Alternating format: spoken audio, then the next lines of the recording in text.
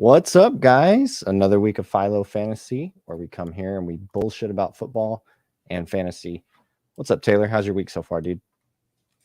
Fucking sucks. No, it's all right. I was gonna say, what's going on, dude? Just getting shot at and stuff. All right. Yeah, I need to talk to you about that later. Anyways, all right. So we're gonna do some quick NFL news. Obviously, everybody saw the Nick Chubb injury. Prayers up to him. That sucks, dude. Heard that there may be 2 surgeries that have to happen, but I think it's Man, gonna be a long road for him. yeah, Cole was saying, dude, there was a slight possibility. He was saying something. There was a slight possibility that he might have to have his leg amputated. I haven't seen Oh that, damn, yeah, I haven't seen but anything like but that. Cole was saying he was reading an article about that with those procedures there is a slight chance. So I was like, damn, that's fucked Yeah, up. definitely want to see more that comes from that. Okay, Kareem Hunt traded to the Browns today. Big news. He signed. He signed with the Browns. He was a free Yeah, agent. no, sorry, yeah, not traded, signed. But we will talk about another trade here in a few minutes, which I'm sure you guys already know. But Hunt to the Browns, what's your thoughts on that? How do you feel? I like it. I mean, he already knows the system. He's going to be able to make an impact early on. So, Is it odd to you that he was not signed before today? kind of. I mean, I guess people think, oh, he's 28. He's a running back. Yeah, but he's been behind Chubb this entire fucking time with fresh legs. He took a It's year been off, good. and yeah, I don't know, but It's you weird you to know me. how fantasy owners are. Motherfuckers, somebody will get hurt, or football fans in general. Somebody will get hurt. They'll be out for like 4 or 5 weeks. He's washed. He's washed. What do you mean? I don't know, but Yeah, I see that shit all the fucking time. yeah. Yeah, I don't know. It's weird. It's weird to me that he wasn't signed before now.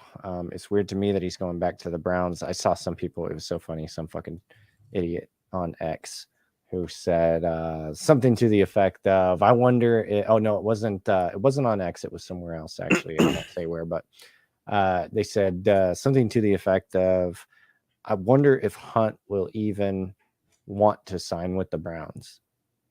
I saw that too. And I'm like, And weren't they Hunt is like, unemployed.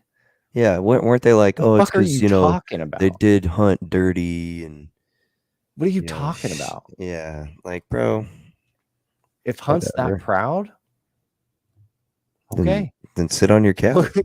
what are you what are you people Shit. talking about? Come Holy on shit, over, brother. I'll man. fucking make some cheese dip. We can watch football together. It's Shit. fucking wild. People are literally idiots. They'll do anything for clicks. Okay, Shaq Thompson out for the year with a broken leg. Mm, Bad news for the Carolina defense. yeah, He's bro. really the heart and soul of that defense. Has been a really good player for them in the middle, and definitely hate to see an injury like that.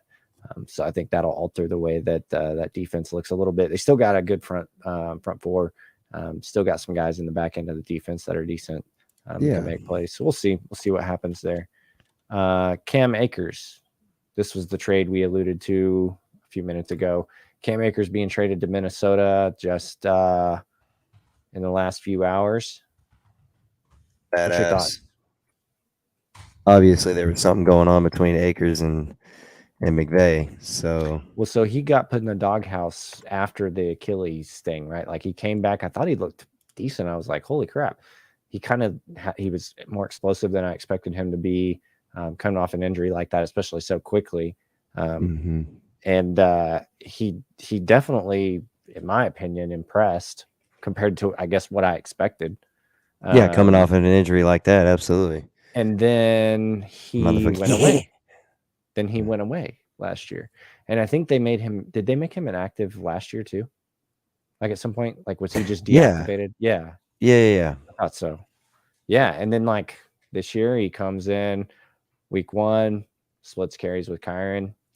By all accounts, he looked decent. I mean, McVay realized that Kyron was doing just as much as Cam, and mhm. he was like, all right, we can get rid of this guy now. It's So, wild though, dude. And for what they got, like 3 years from now, basically 2 drafts from now.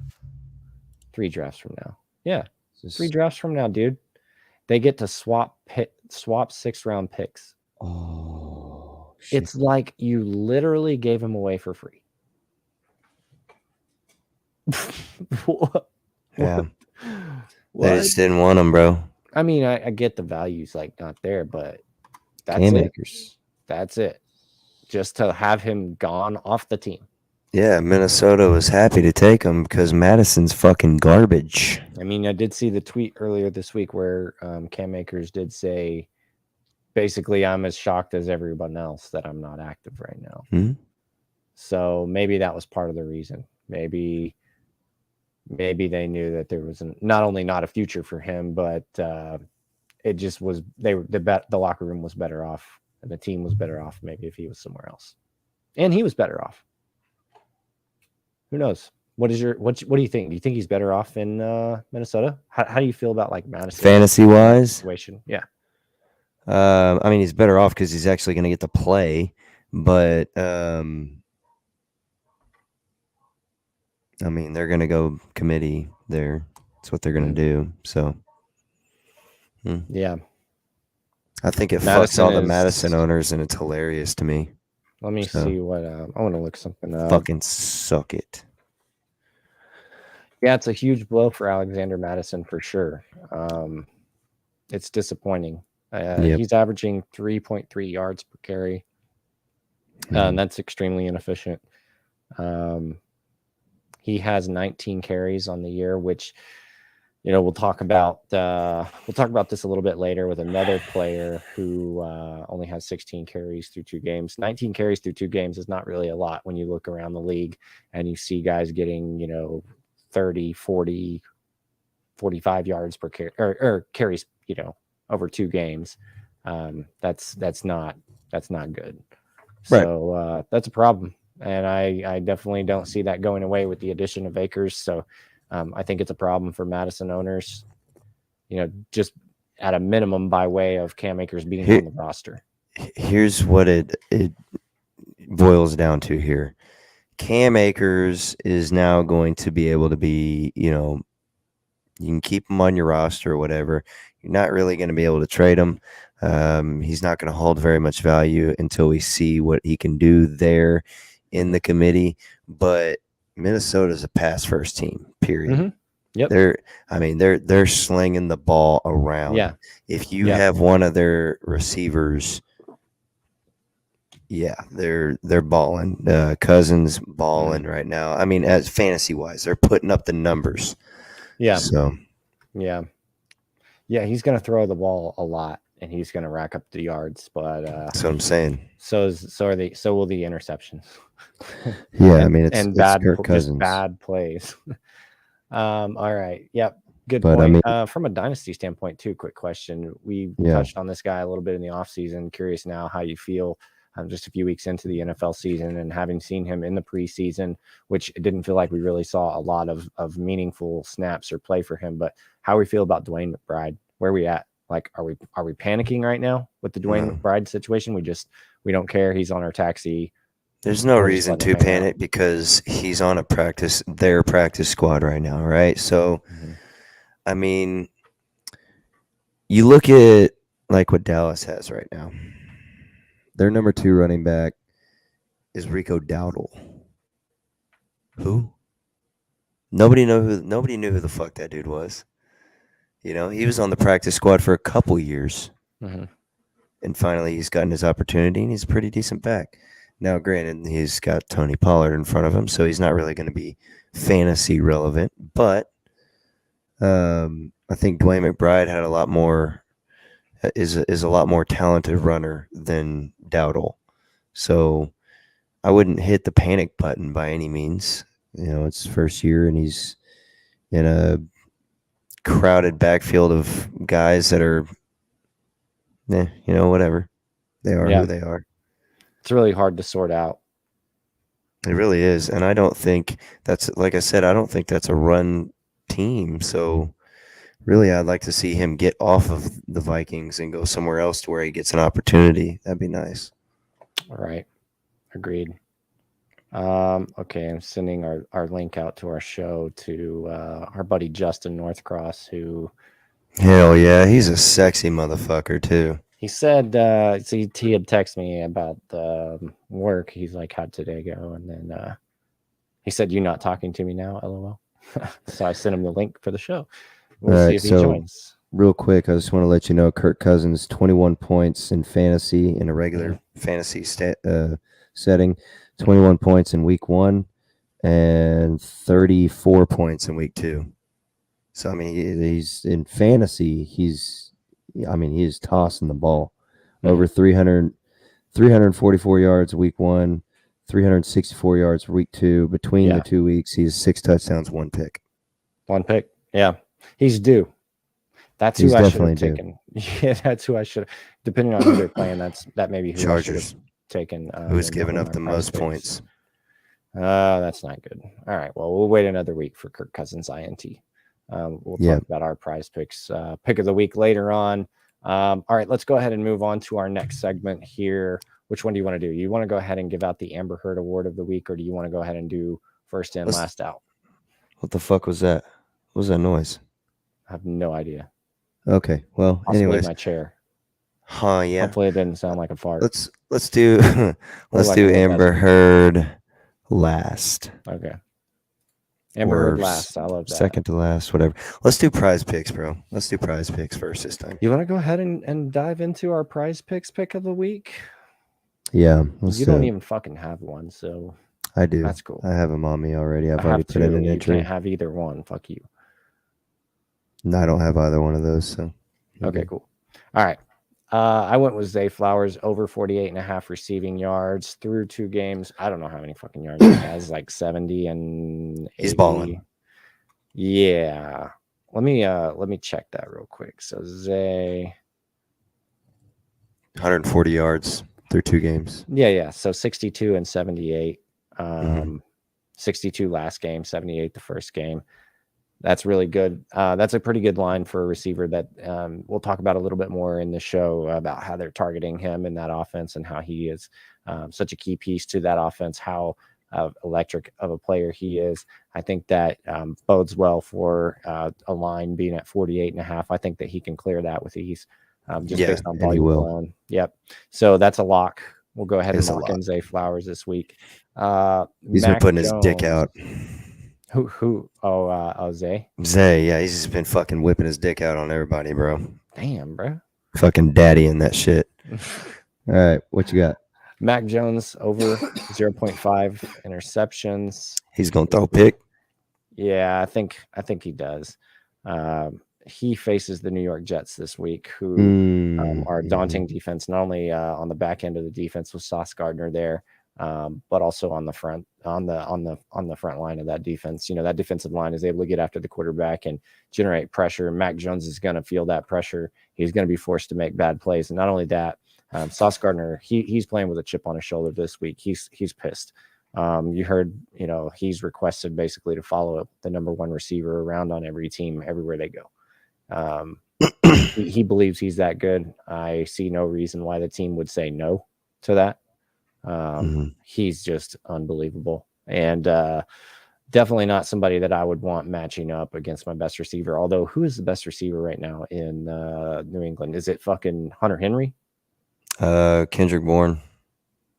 Actually, yeah, Hunter Henry. That's a good one. But I think target wise, if I'm not mistaken, it is Kendrick Bourne. Let's see, Patriots targets. Kendrick Bourne, 11 targets week 1, 9 targets week 2. Yeah, I don't know. Hunter Henry, 6 and 7. Yeah, Kendrick Bourne is getting the targets right now. So, sweet. I'm going to go ahead and do my prize picks locks for the week. Again, I'm going to revert back to the Minnesota Vikings being a pass team. I'm going to go with Jordan Addison once again. I went with Jordan Addison last week. I'm doing it again. He's going to get over 45.5 receiving yards. He is going against Tasty. the defense that has given up the most yardage and points to wide receivers this season thus far in the Chargers. So, like I said, they're a pass first team. Addison's getting that shit. 45.5. I think that is 100% happening. What's Um, happening? yeah. Also, another lock for me You is said Nico. 45.5? Did you get 45.5. Addison got a bump. Well, he got a bump. There you go. So if you were to go get Addison right now, he's 49.5. Still doing it. Yeah. So if you got that, you're still doing it. 49. Still doing it. Yeah, absolutely. Yeah, he's 61 and 72 the last 2 games. I think he's going over both of those this game. Yeah. I think he might clear 100 this game. Really? Yeah, Oh wow. I'm putting my dick on it. That's- Also, I'm going, and again, he probably already had a bump, so double check me on this because I've already put this stamp in, bro. yeah. you're good. Nico Collins over on the receiving yards. It was 55.5 when I put it in. Ooh. You can get it discounted right now, 53.5. I'm still taking it regardless. Doesn't matter. Yeah. I think No, he's- I mean that's better than 55. But you like 55? Yeah, either way. Yeah, that's what I'm saying. So last Either way, 2 it doesn't games matter. this season, right? Like not talking. So they give you. We're the talking window, right like, now the with 5 the new games. quarterback. Yeah. Yeah, the offense, like, he has established himself as the primary target there. 80 yards and 146 yards. So He's the guy there. 53.5 feels like a good play. Yeah. So So those are my 2 prize picks going over on the receiving yards for Jordan Addison and Nico Collins. I think, like I said, I think Addison's about to fucking put the smack down on them motherfuckers, bro. do you feel like Tyson Campbell is going to make an impact against Nico Collins?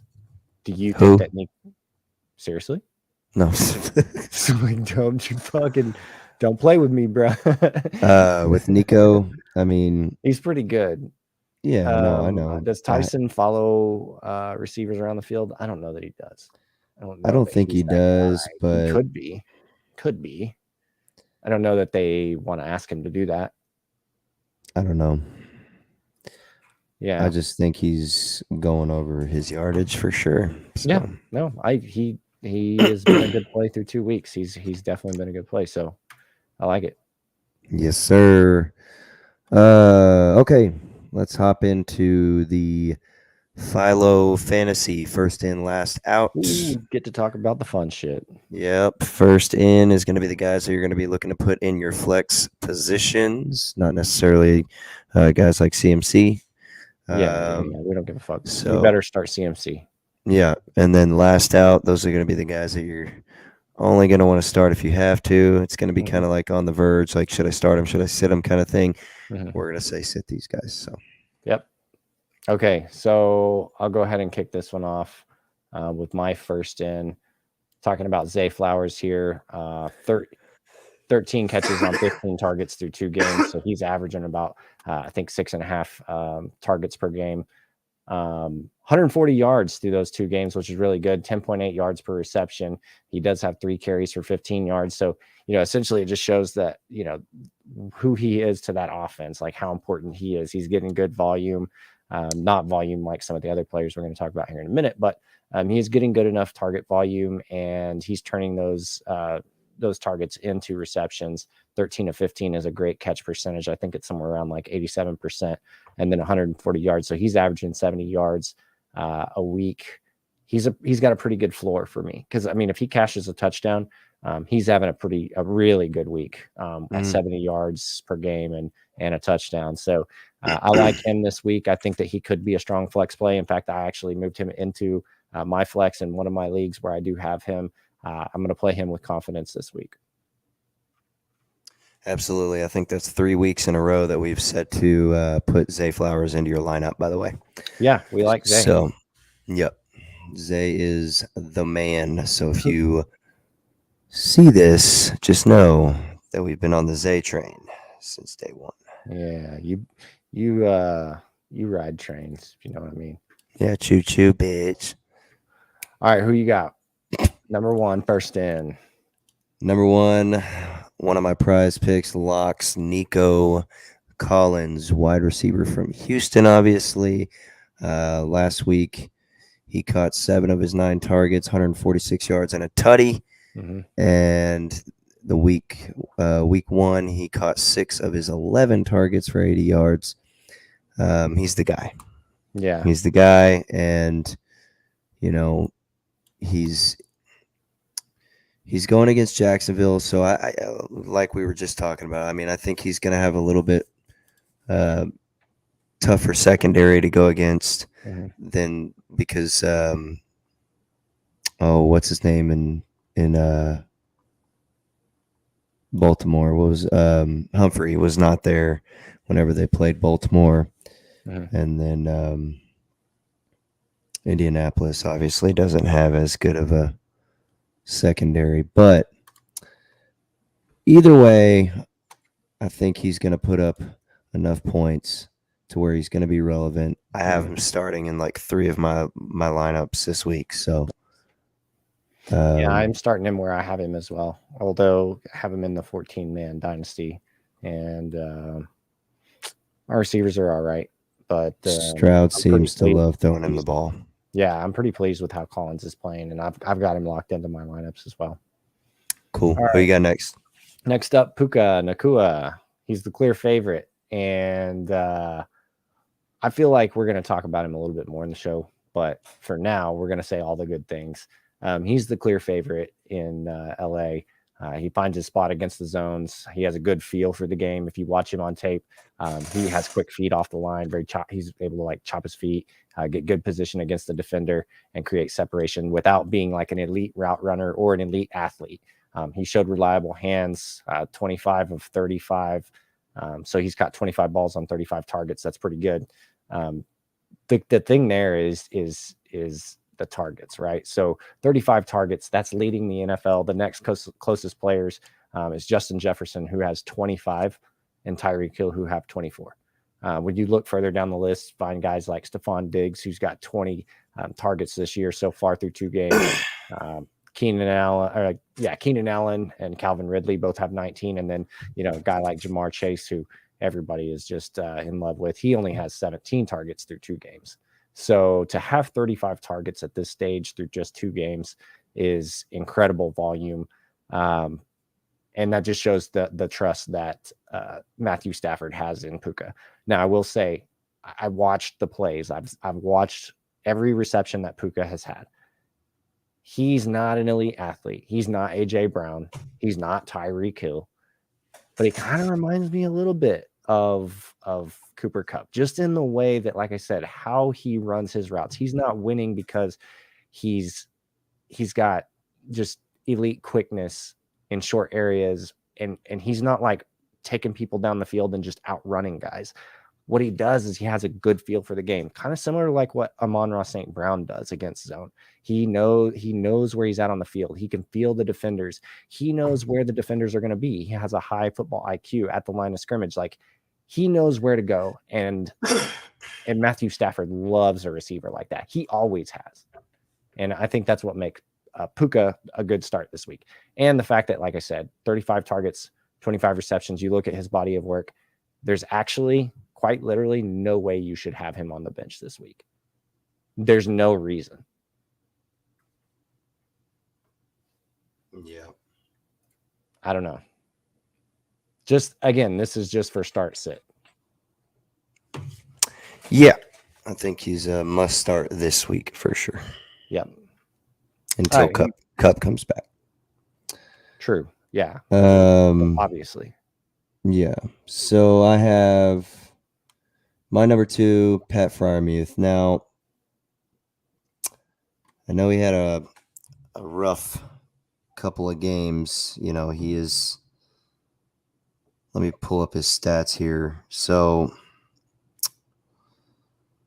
yeah. So last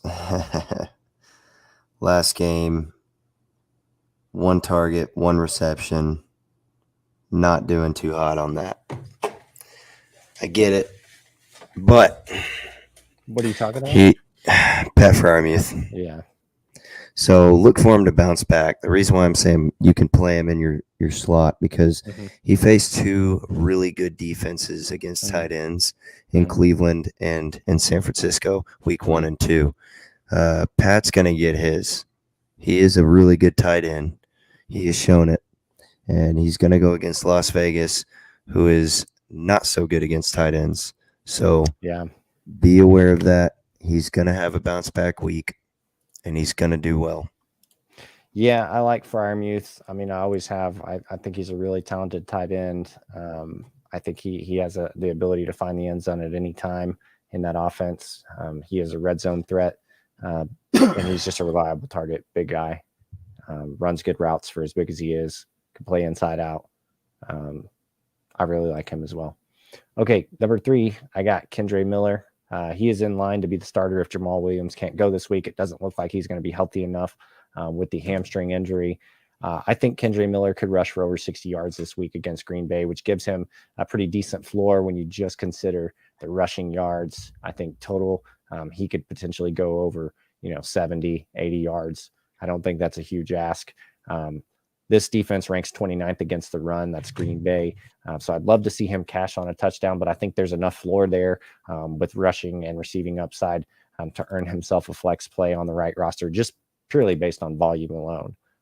So I've got him in a flex play this week if I've got him on my roster. And I think, again, in the right situation, right? So I'm not starting him over, I'm not going to make a mistake and start him over somebody that I shouldn't.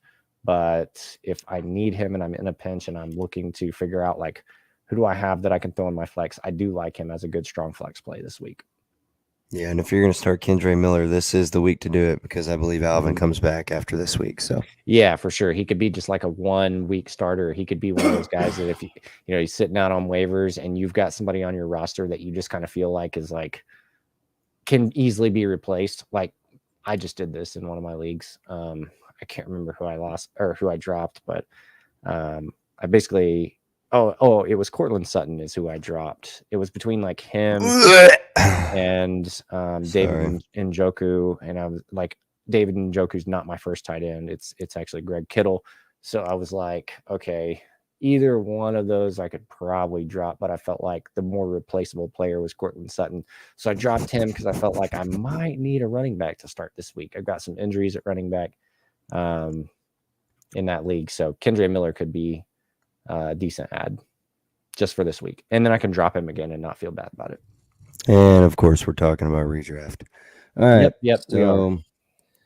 My third first in is going to be Tutu Atwell, another Los Angeles Ram wide receiver. 2 weeks in a row, he's had solid outings. Mm-hmm. He caught 6 passes at 8 targets, 119 yards against Seattle, and then he caught 7 out of his 9 targets, 77 yards against San Francisco. So he also has done pretty well.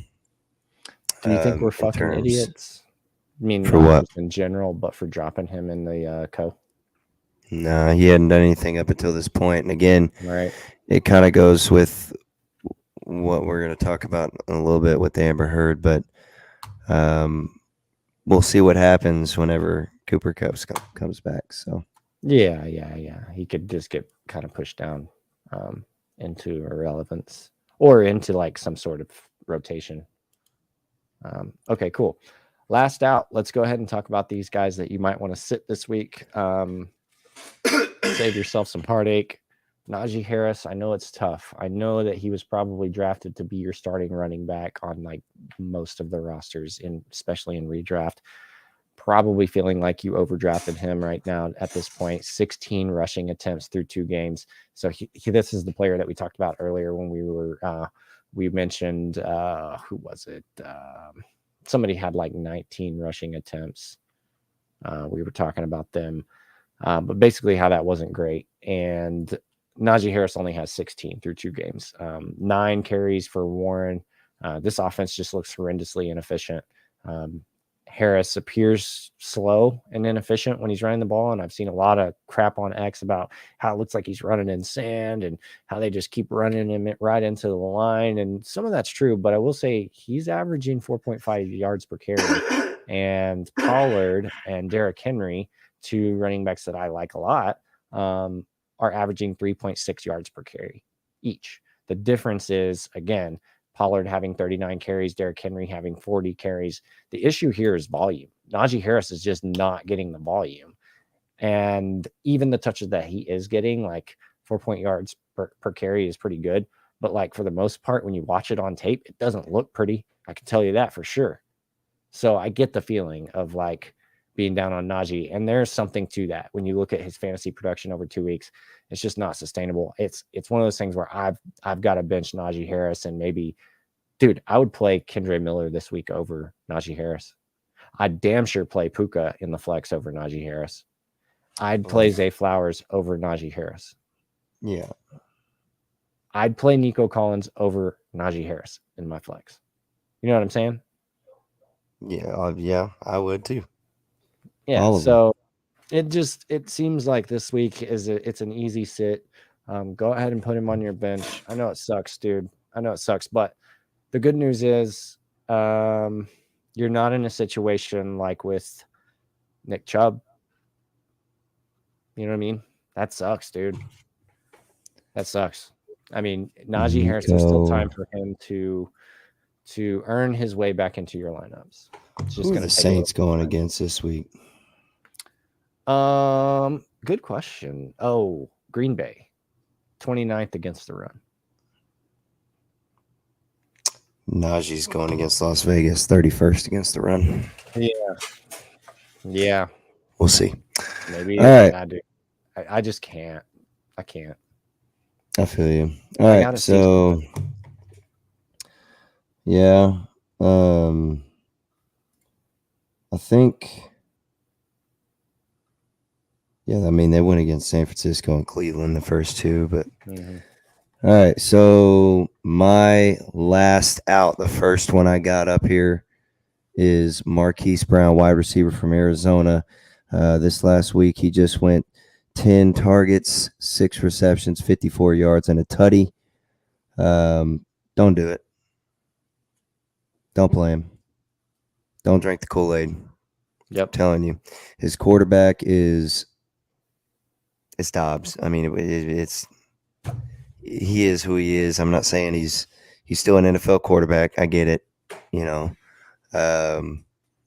But he's look what has happened the first 2 weeks against Dallas. Look what has happened, right?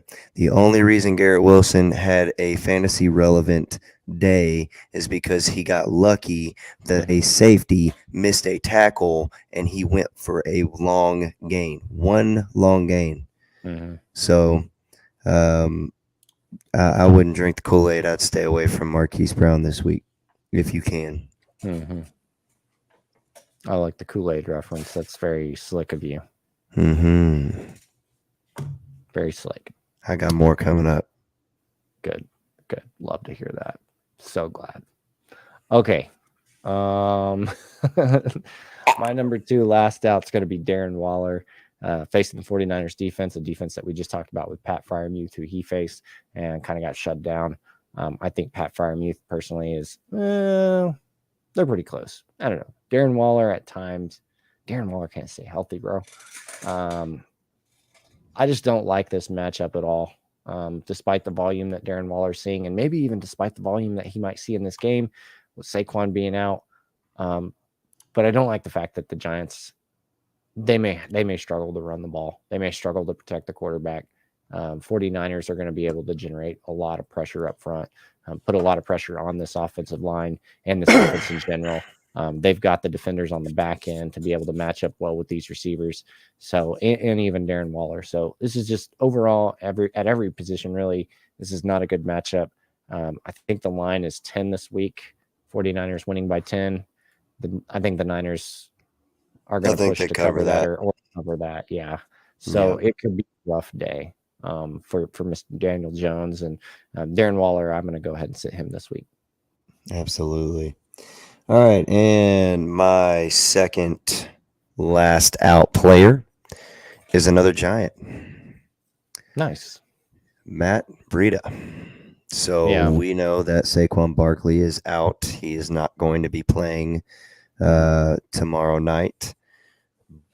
But just because Matt Breida is going to be the starter, again, don't do it. You're going against San Francisco defense. He's not going to have very many open lanes and opportunities. It's he's not Saquon. Okay, he's not. He can't do what Saquon can do. I actually just had a conversation with a guy who's just like, well, I just need him to put up 10 points. He ain't putting that up. He's getting shut down. I'm telling you, he's not. He's not the guy who's going to go into San Francisco and put up crazy good points. So again, don't drink the Kool-Aid. I understand you think you got a wire pickup here. You picked him up. You're happy about it. Don't play him against San Francisco. If Saquon misses another game and he has a more favorable matchup, sure, why not? But matter of fact, I'll do that right now. Let's see. So next week he goes against Seattle. So I mean that's a more favorable matchup. So, but San Francisco, man, they got a bunch of ballers over there. So yeah, they can play. All right, Khalil Herbert facing Kansas City. Give me a reason to play him. That's it. That's all I got. I mean, I guess he's getting good enough target volume out of the backfield on passing downs. So there's that upside that maybe he catches the ball and breaks a big play. He does have that big play ability. But man, Bears offense looks bad this year so far. They're going to have to get it together. I don't know that I would say it's confusing, but I think a lot of people really expected them to take a step forward this year. And yep. I think we both did. Yeah. It is what it is. Justin Fields. Fuck, man. It is what it is. Yeah. All right, so number 3, I also have a prize pick on this as well. So it's going to be a little bonus prize pick. My last out player is James Conner, another Arizona Cardinal. The reason being, so again, we're going to stay on this roll here. Huge game last week against the Giants. 23 carries, 106 yards, and a tutty. Put up a lot of fantasy points. That's awesome. Again, don't drink the Kool-Aid. Don't. They're going in to face Dallas, who is the number 1 rush defense in the league for yardage and fantasy. So, and it's James Conner. You know what I mean? And I have a feeling that Dallas is going to play around with some blitz packages this week. Yeah, Washington's front 4, 5. They're pretty good. I mean, they allowed 62 yards week 1 to James Conner, and then like you mentioned, New York Giants, who are not necessarily a great run defense. They gave up 106 to him, so a big week. The volume is the thing that is the kicker. Yeah, it makes 54. It's currently 54.5. It makes 54.5. I feel like a tough line, but yards. Yeah, for James Conner rushing. Okay. Yeah, so I got him early on. He was at 61.5. Oh, good Lord. And I went less than 61.5. Okay. Good for you. Yeah. Good for you. It sounds like the majority of bettors have betted that down all the way to 54.5. So good for you. That's a good indicator. I like to think so. Yeah. That definitely makes me feel better. 54.5 is a decent line though. Real quick before we go to Amber Heard, let me pull up some pictures here. Go over.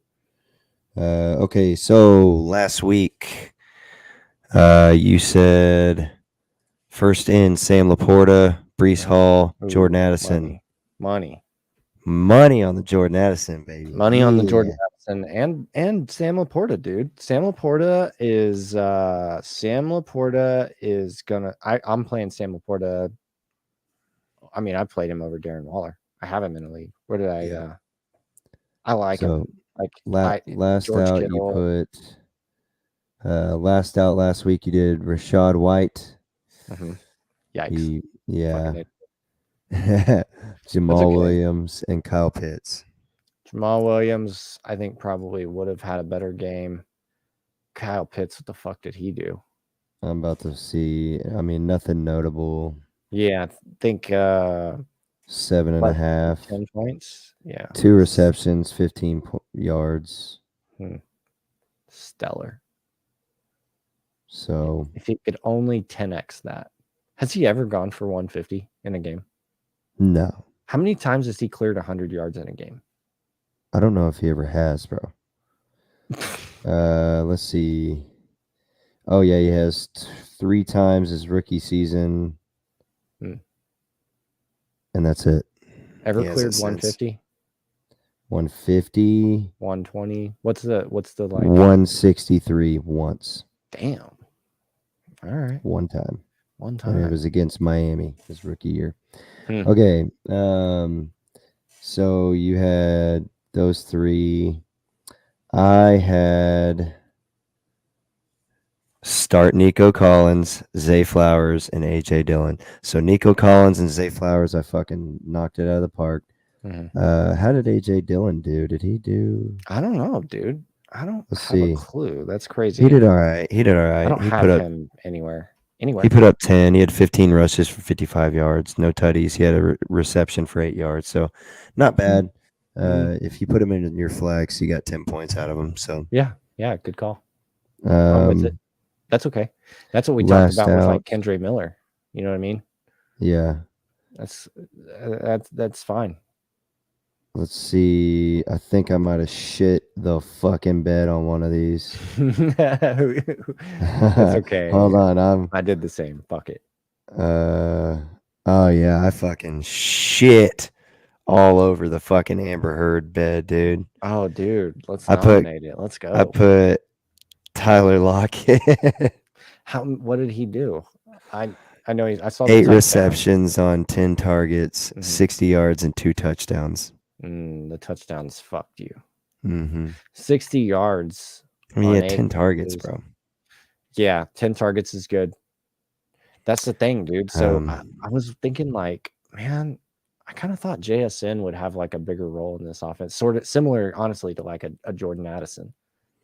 To be honest, only if you're in a tight end premium league did Chig do anything worth a shit? Because in a tight end premium league, he put up 11, 4 receptions for 35 yards. Yeah. Good. So again, I had him and then Kadarius Toney. So Kadarius Toney didn't do shit. Of course, caught all 5 of his passes, but he also fumbled. 10 yards receiving on 5 catches. Like, dude, I think it was like less than 30. Was it not? 35 yards. 35 yards. Okay. Yeah, he got 35 yards and he fumbled the motherfucker. Beautiful. Fuck yeah. Love that. Number 1 wide receiver right there, Kansas City. Let's go. Fucking Chiefs. He's supposed to be. Right. All right. Amber Heard. Let's go. Who you got? Amber Heard. Award of the week goes to the player or person, including ourselves, who shit the bed the week before. I'm going to go ahead and go with it didn't happen. Well, it kind of happened this week. It's a long season, so maybe it's going to change. But, dude, I had to check myself this offseason. I had to fucking check myself because I almost traded for Watson.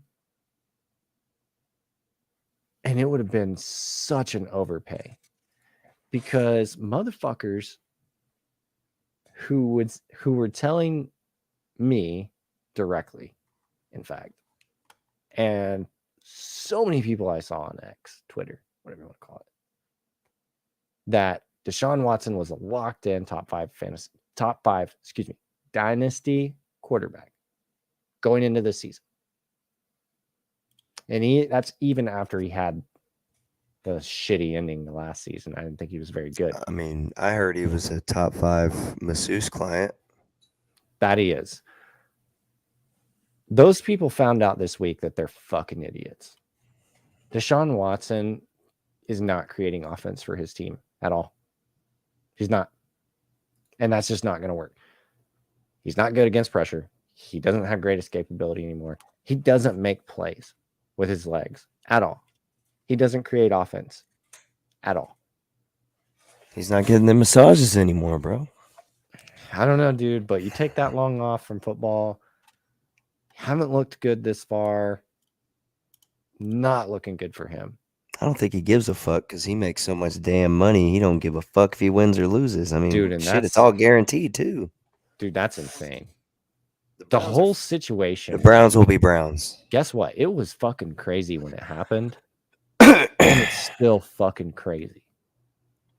Yep, it is. Fucking wild. All right. Who do you got? So I got multiple people, including me, for telling you not to start Tyler Lockett last week.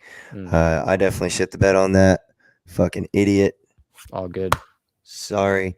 Also, I got 2 guys by the name of Michael Gallup and Romeo Dobbs. You motherfuckers shit the bed. You had a wide receiver. Dobbs had the number 1 wide receiver out. He was supposed to step up as the number 1 and fucking shit the bed. Didn't do a fucking thing. And I fucking, and I advocated for him. I was like, he's going to do it. He's going to kill it. He could be the number 1, and he still could be. But this week, he shit the bed. He had an opportunity. He had a big opportunity to do something and show people who he really is with the number 1 out again. And here we go. Michael Gallup, dude, the Cowboys, I don't know what to say about Michael Gallup, dude. He's got talent out the ass in terms of jumping out of the fucking stadium to go get the ball, but he can't create separation to save his fucking life. So, you got 2 receivers over there. 3 receivers really, and if you want to include Turpin, that can get separation. Yeah. And so Michael Gallup is kind of getting phased out right now, and he's shitting the fucking bed.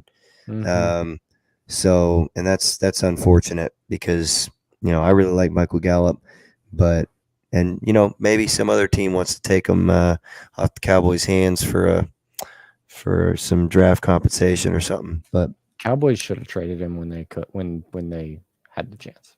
They shouldn't have let Amari Cooper walk and then signed him. Anyways, so idiots. Yeah, seriously. They should. Fucking Cowboys shit the bed for that one. And Cowboy fans will never fucking forget that shit either. So here's the main one. And I see you jotted down some notes here, and that's cool. But I'm just gonna say it right now. This Puka hype is fucking nuts. It's insane. I understand he's had 2 really good weeks, but that's where it stops right there. 2 fucking weeks. And I'm gonna elaborate on this. Okay, so let me pull this up. So I just got a couple of things bookmarked, and I've been seeing stuff for over a week and a half now about this fucking hype on Facebook, fantasy Facebook groups, and X, Instagram, all over the fucking place. This hype is getting unreal. So this is just a couple of things here. Okay, let's see.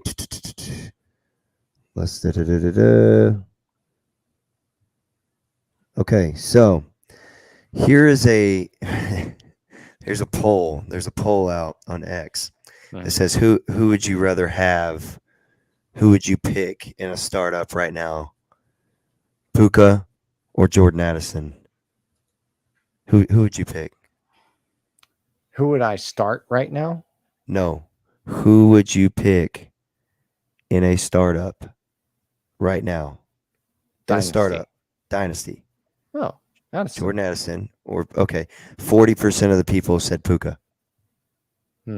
Yeah. Wow. 40% of people, because of 2 weeks of production, are going to say he's going to fucking be better than Jordan Addison. That's fucking wild to me. For 2 Mhm. weeks. Okay, and okay, here let's keep going. This is one of my favorite ones. You ready for this? This guy posted one.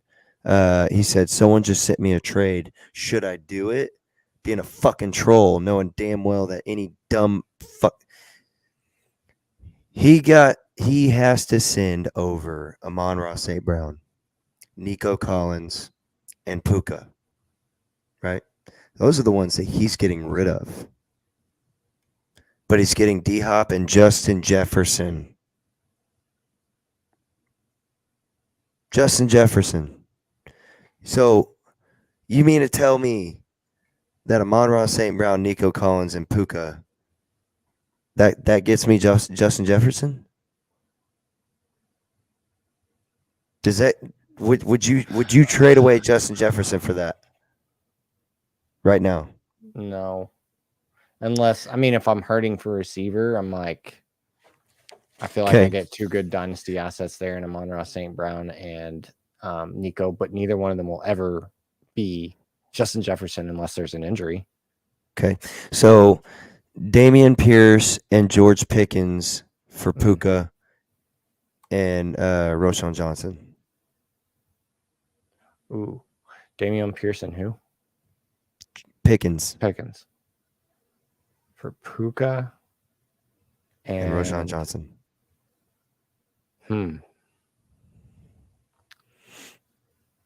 I mean, dude, I'm not gonna like freak out, but like, I don't know.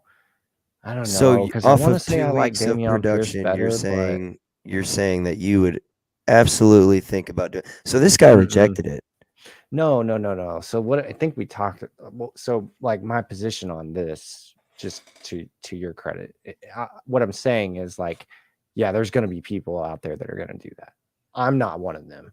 There's a lot of people. Yeah, I'm not one of them. My position on this is if you have Puka on your roster right now, whether it's just redraft or dynasty, you're not trading him. From a redraft standpoint, we talked about the numbers already. We talked about what he's done through 2 weeks. There's no reason for him to not be in your lineup. Therefore, there's no reason for you to trade him. He's as good right now as Tyreek Hill.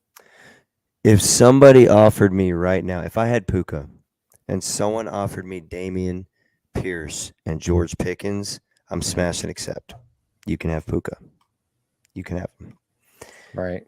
You know who else started off a season really fucking good? And he had a huge hype train around him. Travis Fulgham. Remember him? Yeah. Do you remember him? Oh, yeah. Do you remember the fucking hype that was around him? Oh, Do you man, remember the Travis start he Fulgham, had dude. for the Eagles? He's killing it. He was. He was fucking killing it.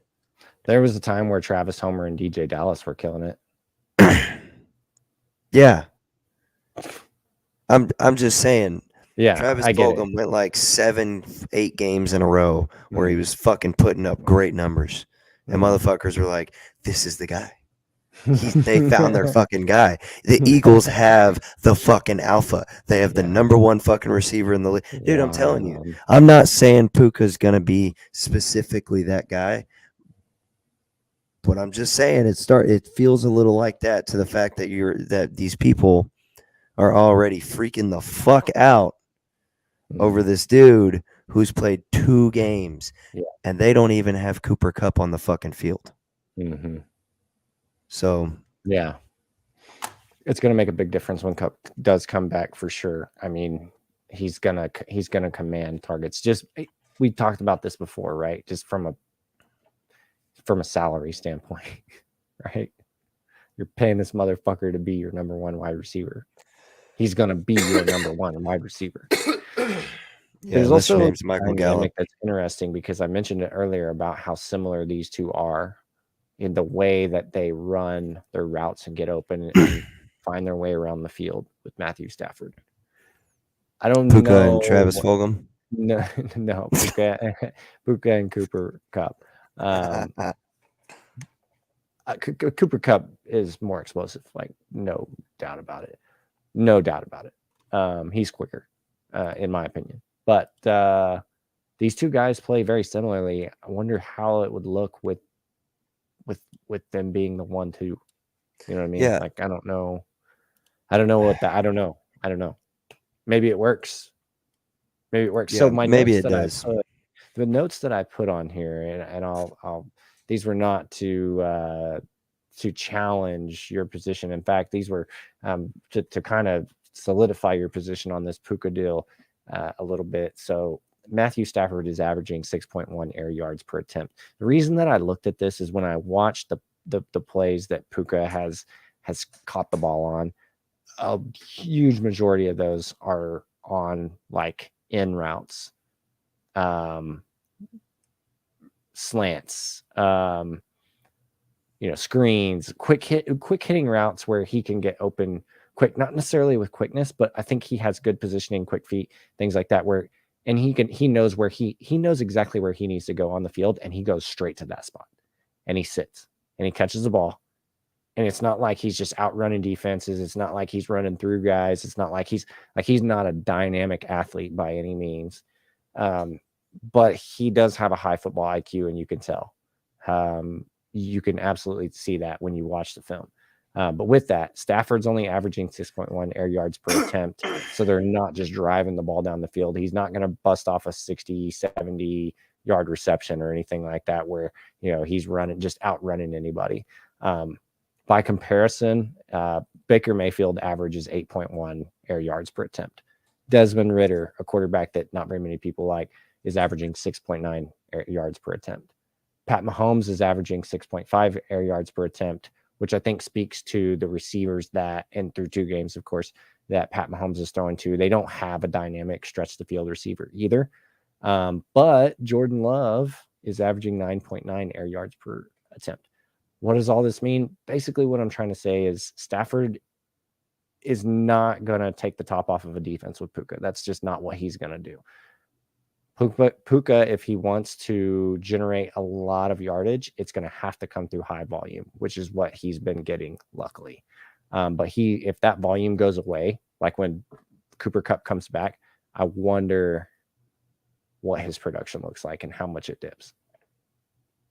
Right. Yeah, and I'm not saying Puka can't do good or be fantasy relevant when Kupp comes back, but god damn, these motherfuckers are up on his fucking dick because of 2 fucking games with Kupp. Of course they are. It makes sense. If you have Puka, you're fucking pumping him up, bro. You know what I mean? You're pimping Puka right now for sure, dude, for everything you can get. Well, that's what I'm saying. Yeah. That's what I'm saying. If you offer me fucking Pickens and Pierce, I'm fucking smashing. Yeah.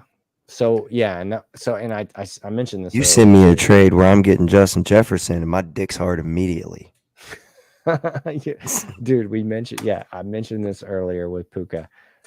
If you send me, like I just said, like if you have Puka, you're not trading him. The only fucking way you're trading him right now is if you are getting a smash accept. If someone's like way overpaying, you're like, fuck yeah. And in that case, do it. Absolutely. Hell yeah. Go crazy. The fuck does this dude want?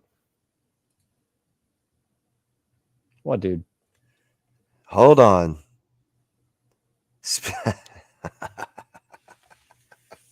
Somebody just send you a Puka trade? Uh-huh.